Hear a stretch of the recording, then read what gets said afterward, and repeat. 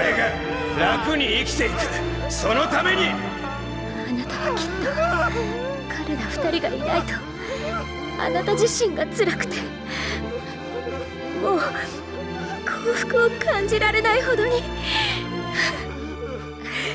二人を思っているのです。 Alright, so episode number 9 of Last Boss Queen, and this kind of episode is what I call a reviewer's nightmare. And you might be asking, why? Dom, that was a great episode, wasn't it? And yes, it was, and that's the problem here, is the reason it's a reviewer's nightmare is, let me go over kind of like the quote-unquote bad things, but let me make sure you all understand, I loved this episode. I thought it was fantastic. I got teary-eyed, I got emotional, and you know me. If you don't know me, I'm Dom. I'm from the Otaku Room. What's up? 9th episode, where you've been at this whole time, but if you don't know me, then the thing that I always say is if an episode of an anime can pull out an emotion from me, like a really true feeling emotion, it's doing something right.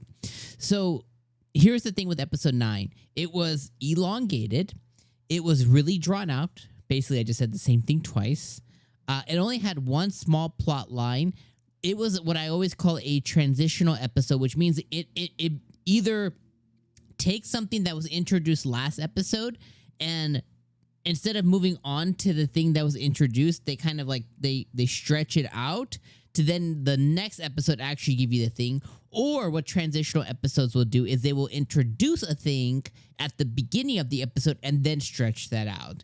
That's what this one did here. Is we knew that Val was going to be part of this episode, but they actually introduced the context behind it this episode, which was children are in trouble, or I guess you can say, you know, he was in the middle of the street. You know, they saved him. Children are in trouble. Children need to be saved. And the rest of the episode was finding Val's humanity. Now, in no way, shape, or form on paper is that bad. But the thing is 23 minutes of that I don't think is really needed. I think they could have condensed everything that we got, still got the emotion and the heartfeltness into about 10 or 11 minutes. And then I think the next 11 minutes could have been what next episode will end up being. At least that's my true personal opinion of this episode. Now, taking 2 steps back, that's my harshness here. And if I were to give the reviewer's breath to it, basically no bias, 6 out of 10, 7 out of 10 at best episode, very mid. But if I grab the bias because I love this anime and I put it right back where it belongs, I think this episode was 9 out of 10. And reason for that is it drew out emotions from me. I felt, I don't want to say I put myself in Princess Pride's shoes necessarily, because I don't know if that's the case, but the feelings that Tiara, the feelings that Val, the feelings that Pride was feeling, like I felt those feelings this episode, and they did a really good job in making it apparent that you had a man who has been struggling with his humanity, and he's recently found a piece of it, but he doesn't know what to do with it. And he gave us a lot of context clues here. He's only worried about money.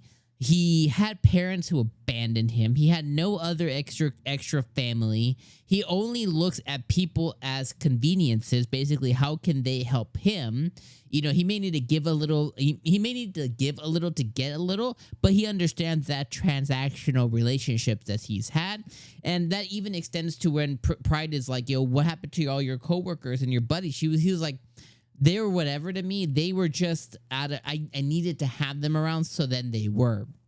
But these 2 children came into his life unwarranted, unwanted, and because of their refusal to, I don't know if the word is give up on him, but their refusal to simply go away, which is what family tends to do, right? It's like they just kind of like, you just can't get rid of them. They just stick around. But because of that, they imprinted on him, I guess you could say, in a way. And now when he imagines his life, he can't imagine these 2 children not in it, right? And I think that's something very special, as he's discovered family. He's discovered being worried and caring about somebody. He's discovered love. And that is something that's really, really cool. And this episode did take us, you know, it did it well. It took us through that journey of Val refusing, to discovering, to I don't want to say accepting, but understanding that these complex emotions within him, that's what he was feeling. So if the goal was just to humanize Val, I think this nailed it 9 ways to Sunday, and it was a really great episode. Again, my enjoyment level 10. Like, I thoroughly enjoyed this episode. I was enveloped in it. I was sad when it ended. I was like, again, emotional. I had all those feelings. Really loved the episode quite a bit. If the goal was just to, get us to the next thing, again, I think that accomplished that too. But again, I still feel in my heart of hearts that if, unbiased out of it and just like, anime reviewers' eye on it, I do feel like this could have been an 11-minute episode. Still got all the emotion, still got all the context that we got here. And then we could have got something else on top of it. So anyways, those are my thoughts on episode number 9. Let me know your thoughts in the comments down below. Appreciate you guys being here. And we're only a little bit away from the end of Princess Pride's journey. All right, my friends. Peace out.